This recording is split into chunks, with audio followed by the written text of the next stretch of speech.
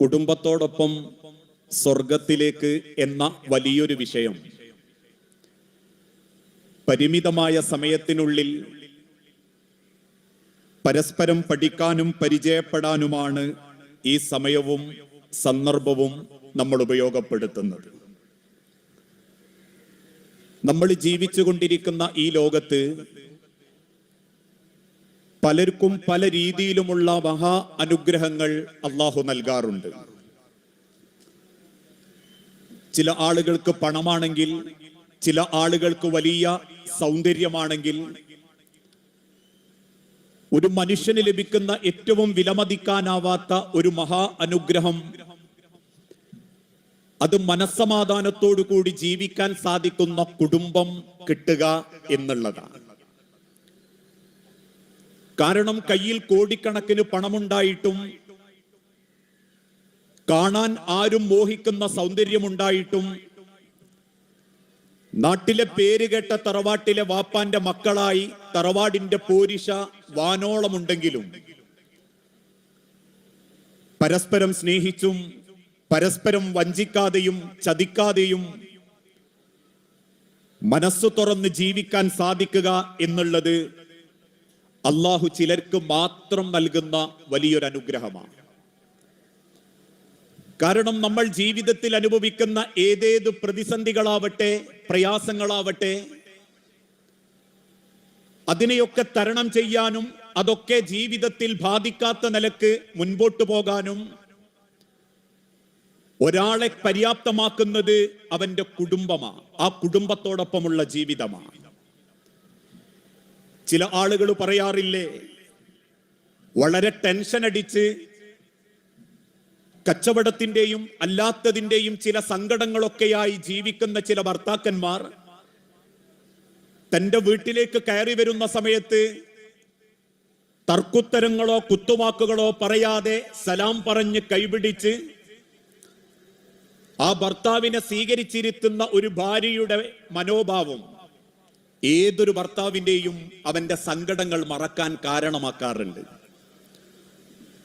അല്ലെങ്കിൽ വാപ്പയുടെ സാമ്പത്തിക സ്ഥിതി അത്ര പോരാ, വാപ്പക്ക് എന്തൊക്കെയോ സങ്കടങ്ങളുണ്ട്, വാപ്പയും ഉമ്മയും മാനസികമായി എന്തോ പ്രയാസത്തിലാണെന്ന് ബോധ്യപ്പെടുന്ന മക്കൾ മൂത്ത മകള് ഇളയ മകളോട് പറയുന്നു, വാപ്പാനെ ബുദ്ധിമുട്ടിക്കണ്ട, ഉമ്മനെ സങ്കടപ്പെടുത്തണ്ട. ഇങ്ങനെയൊക്കെ പറയുന്ന സമയത്ത് ആ കുടുംബത്തിൽ വലിയ സമാധാനം കണ്ടെത്താൻ സാധിക്കാറുണ്ട്. അതിനു പകരം പരസ്പരം കുറ്റപ്പെടുത്തിയും പോരടിച്ചും വാക്കുകളാൽ മനസ്സുകളെ മുറിപ്പെടുത്തിയും ആരൊക്കെ കുടുംബത്തിൽ പ്രശ്നങ്ങളായി മുൻപോട്ട് പോകുന്നോ ആ കുടുംബങ്ങളൊക്കെ എക്കാലഘട്ടത്തിലും നശിച്ചിട്ടേയുള്ളൂ. ഓരോരുത്തരുടെ മനസ്സറിഞ്ഞ് ഓരോരുത്തരുടെ അവസ്ഥയറിഞ്ഞൊന്ന് ജീവിച്ചു നോക്കൂ, ജീവിതം വലിയ മനോഹരമാകുന്നത് നമുക്ക് കാണാൻ സാധിക്കും. അതുകൊണ്ടാണല്ലോ ഒരിക്കൽ പ്രവാചകൻ സല്ലല്ലാഹു അലൈഹി വസല്ലമ ഒരു വലിയ യാത്ര കഴിഞ്ഞ് വീട്ടിലേക്ക് തിരിച്ചു വരുന്ന സമയം, നമ്മളൊക്കെ ഒരുപാട് തവണ കേട്ട ചരിത്രമാ, പക്ഷേ ആ ചരിത്രത്തിന്റെ പിന്നിലുള്ള ഒരു വലിയ ഗുണപാഠം ഇന്ന് നമ്മളെ കുടുംബത്തിൽ പലരും സ്വന്തം ജീവിതത്തോട് ചേർത്ത് നിർത്താത്തത് കൊണ്ടാ പല കുടുംബങ്ങളും സങ്കടപ്പെടാനുള്ള കാരണം.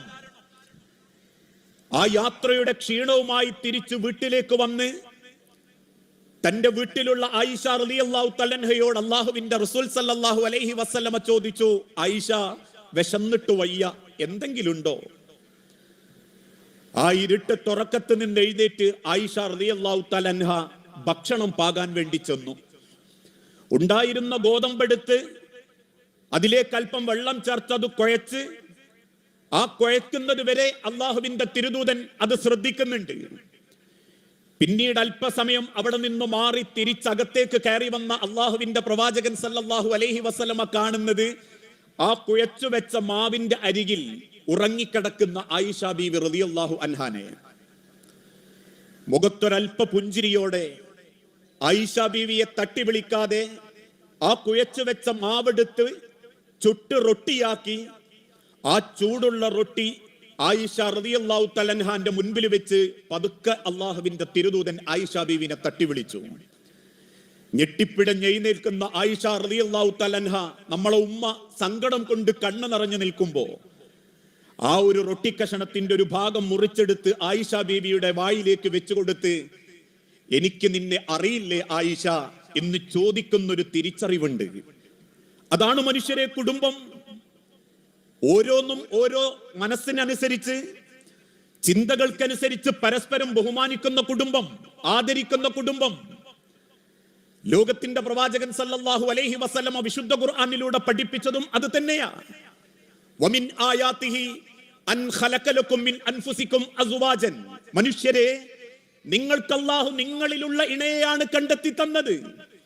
സ്വാഭാവികമായും